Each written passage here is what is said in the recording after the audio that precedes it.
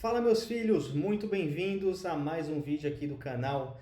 O canal aqui que tem o intuito de tornar você um desenvolvedor sênior de verdade, um desenvolvedor maduro que sabe tomar excelentes decisões técnicas e que sabe qual o próximo passo da sua carreira, sabe conduzir processos, sabe conduzir projetos e sabe ajudar outras pessoas, beleza? E para te ajudar ainda mais a construir uma carreira sólida, hoje nós vamos falar de um assunto muito interessante, muito prático, que vai contribuir para o desenvolvimento da sua carreira. Isso mesmo, hoje a gente vai falar sobre Design Partners.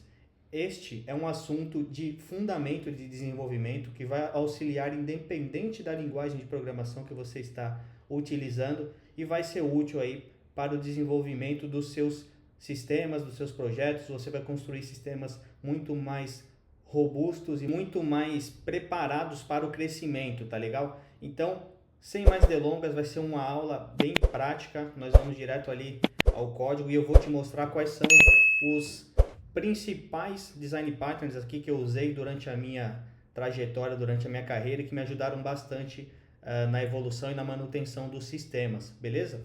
Então vamos lá, vou compartilhar minha tela e a gente vai começar mão na massa, direto ao ponto, beleza?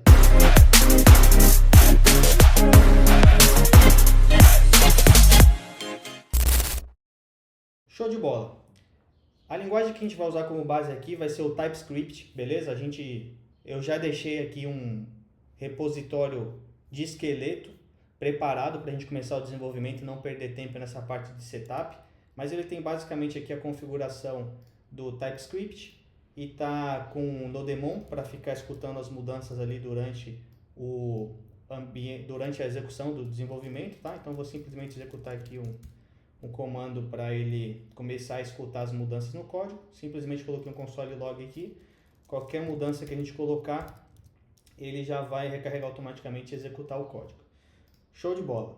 Deixa eu minimizar um pouquinho o terminal aqui e vamos lá. O primeiro pattern que eu quero falar, ele é ele é um padrão de comportamento. Ele é comportamental e auxilia você muito quando precisa fazer a gestão de um estado global de alguma variável, de algum objeto, tá legal? Esse padrão ele é chamado de Singleton, né? Ele é um padrão aí de comportamento.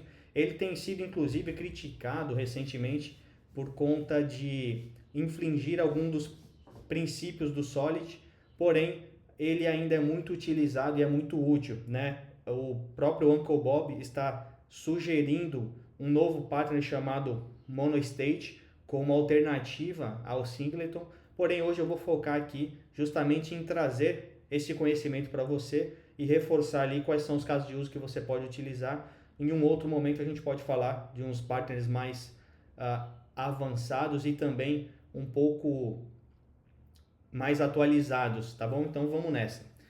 Ele é muito útil, então, como já comentei, para fazer a gestão de variáveis globais, simplesmente porque ele foca em ter somente uma instância do objeto por vez. Para a criação do padrão Singleton, ele é muito simples. Nós vamos aqui para a prática.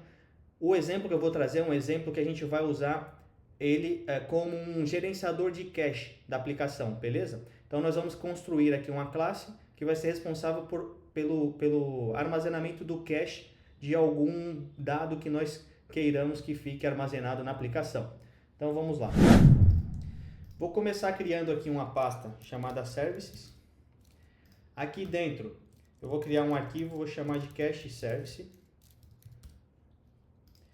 Então eu vou fazer um export aqui da classe. Default class.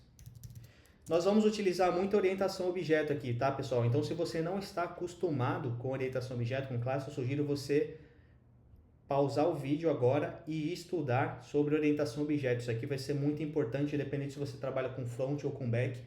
Você aplicar orientação objeto te ajuda bastante, facilita bastante o desenvolvimento, principalmente para construir aplicações abstratas com acoplamento fraco, flexíveis para mudança e tudo mais, beleza?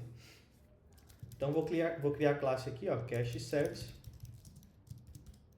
Como eu comentei, para o padrão Singleton ser implementado, ele precisa ter uma única instância do objeto. Então, para isso, nós vamos criar uma propriedade privada do tipo estática tá bom? Vou chamar de instance. Ela vai ser do tipo cache service. E para que exista somente uma instância da classe, nós precisamos deixar o construtor privado, tá bom? Ele precisa ter aqui o encapsulamento privado para não permitir que ninguém chame o NIO da classe, a não ser dentro do próprio contexto aqui da classe, tá?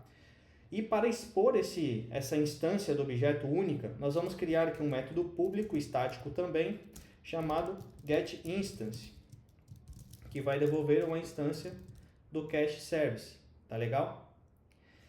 Aí, qual vai ser a lógica aqui? Se a gente não tiver,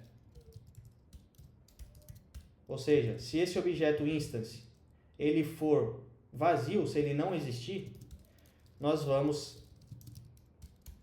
instanciar um objeto da classe cache service e atribuir a ele. Então, aqui no final, nós vamos retornar a própria instância criada. Ou seja, deixamos o construtor privado. Quando alguém chamar o método getInstance, ele vai ver se o objeto instance já existe. Caso não exista, ele instancia. Se já existir, ele vai devolver o próprio objeto. Então, bem direto ao ponto. Então, nós vamos criar aqui dois métodos públicos. Método não vai ser um método estático, tá? Que pertence à classe, agora vai ser um método do objeto mesmo, da instância. Vai ser um chamado get, que nós vamos devolver o resultado, vamos devolver um valor que está em cache, e vamos ter um método chamado set, que vamos setar algum valor no nosso cache, tá bom? Vou chamar aqui de value, vai ser de qualquer tipo. Beleza, agora nós precisamos criar uma propriedade que vai armazenar o valor desse cache, tá bom? Que vai ser o gerenciador do cache. Para isso, a gente vai criar uma propriedade de classe aqui, também privada. Eu vou chamar de storage. Ela vai ser do tipo map, tá bom? Que vai ser a string, que vai ser a nossa chave, e o valor vai ser de qualquer tipo, beleza?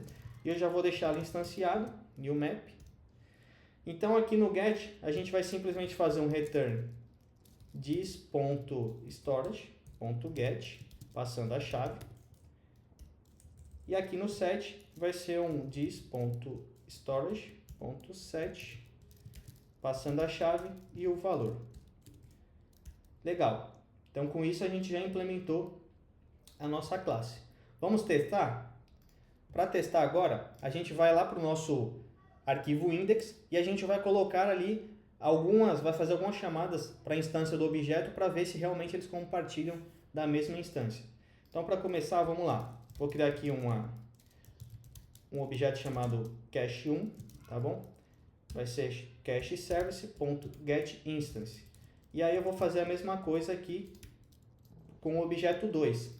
Repara, os dois precisam chamar o método getInstance. Eu não consigo aqui de fora dar um new no cacheService, tá vendo? Ele reclama. Por quê? O método, a classe tem um construtor privado. Então, por isso ele fica bloqueado de ser chamado. Aí a gente vai fazer um teste aqui, ó. Vai colocar um set. Aí eu vou chamar aqui de key1. Vou colocar valor 1. Valor key1. E aí eu vou chamar aqui o cache2, ó. Key2, valor key2. Como é que a gente vai saber se eles mexeram no mesmo objeto? Simplesmente a gente pode fazer o seguinte, ó. Vou dar um console log aqui. Eu vou chamar cache1. O cache1, ele está setando a chave 1. Porém, como eles estão compartilhando o mesmo objeto, eu posso, através do cache1, tentar dar um get na key2, que ele vai conseguir pegar também o valor que está armazenado lá na key2. Vamos ver se funciona? Ó, então aqui no nosso terminal, aparece aqui embaixo, ó, valor 2. Tá? Você repara que, independente, ó, agora se eu fizer a mesma coisa com cache2, posso pegar o cache2, posso chamar aqui 1. Vai funcionar também, porque eles compartilham da mesma instância do objeto, tá bom? Então, com isso aqui facilita bastante para esse gerenciamento global das variáveis. Esse aqui, vocês veem que é algo muito direto ao ponto, né? Muito simples. Então, esse é o modelo aqui que a gente usa com padrão singleton. Legal? I don't wanna let myself down.